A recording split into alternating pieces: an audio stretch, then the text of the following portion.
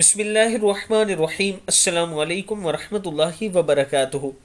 عابد راضی چینل کی طرف سے آج میں اپنے دوستوں کو رسول اللہ صلی اللہ علیہ وآلہ وسلم کا ایک بہت ہی پیارا فرمان سناؤں گا۔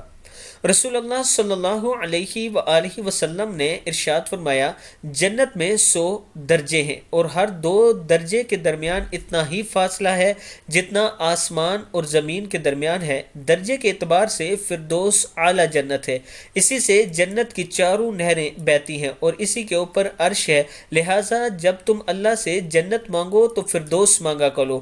یا اللہ ہم کو، ہمارے ماں باپ اور جتنے بھی مسلمان آج تک پیدا ہوئے اور جتنے بھی بعد میں پیدا ہوں گے، سب کو اپنے فضل سے جنت الفردوس عطا فرما، آمین۔